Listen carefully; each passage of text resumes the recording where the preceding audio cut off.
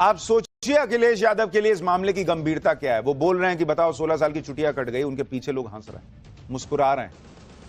वो कह रहे हैं ट्रंप को पता चल जाए तो कितना बुरा लगे होगा। इसमें ट्रंप कहां से आ गए? ये गंभीरता है आपकी इस मामले की।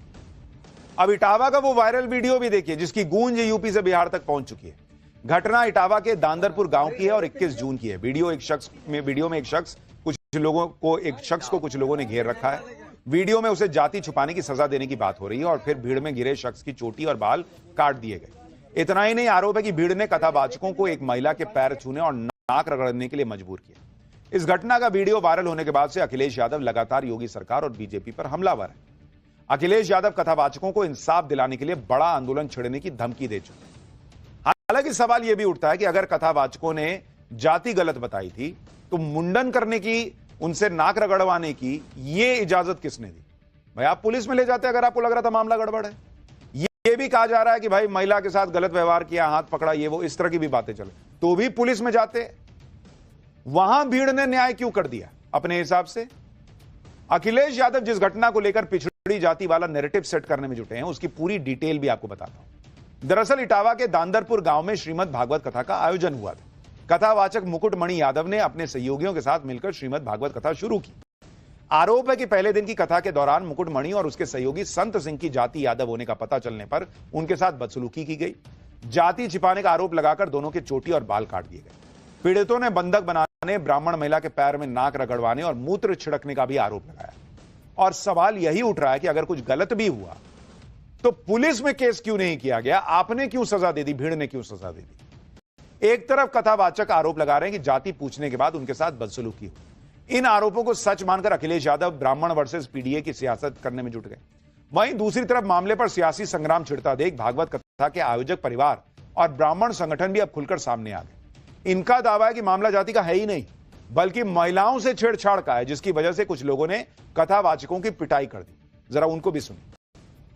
मैंने अपने पति को बताया कि लोग, इनके इरादे अच्छे नहीं है, गलत लोग। ये भागवत चार कैसे है मुझे नहीं समझ में आ रही। भागवत ये भी इनकी जांच कर, तब इनने जांच करी।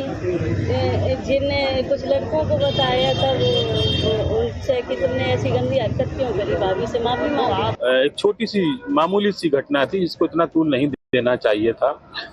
उस व्यक्ति ने, जो कथावाचक है, अपनी जाति छुपाई। कोई तकलीफ नहीं थी, जाति छुपाई, ठीक है। कम से कम अश्लील हरकतें न करते। आप वहां पकड़े नहीं जाते, 7 दिन कथा करके आप चले जाते।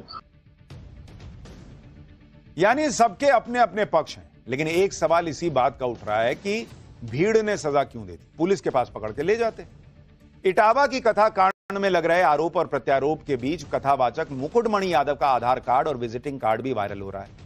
मुकुटमणि यादव पर भागवत कथा का कार्यक्रम पाने के लिए अपनी जाति छुपाने और खुद को ब्राह्मण बताने का आरोप है।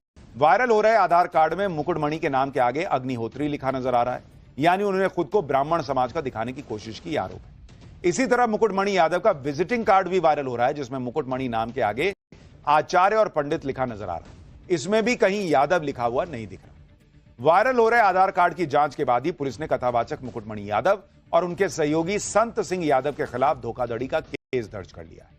इटावा के कथाकांड को लेकर हो रही सियासत पर संत समाज ने नाराजगी जताई और सीएम योगी से जल्द इस घटना की सच्चाई सामने लाने की अपील की। आशंका जताई गई है कि समय रहते कार्रवाई नहीं हुई तो यह घटना हिंदुओं के बंटने और विधानसभा चुनाव से पहले यूपी के सुलगने की वजह बन सकती है। आप भी ज्योतिष पीठ के शंकराचार्य अभिमुक्तेश्वरानंद सरस्वती और अखिल भारतीय संत समिति के महामंत्री स्वामी जितेंद्रानंद सरस्वती को सुनिए। एक पक्ष अपनी जाति को छुपा करके आता है, वो उसका दोष है, और दूसरा पक्ष कानून के हवाले उनको करने के बजाय स्वयं कानून हाथ में लेकर के उनका अपमान करता है। तो ये दोनों ही पक्षों का दोष है। इसलिए इस पे अनुशासन की तगड़ी कार्रवाई होनी चाहिए, राजनीति नहीं होनी चाहिए।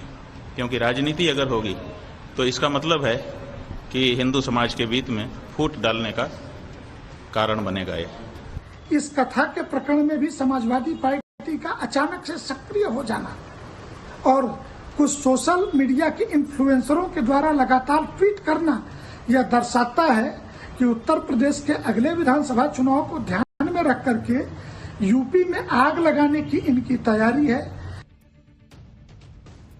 यानी यूपी में सियासी तूफान आ सकता है, लेकिन यूपी से अलग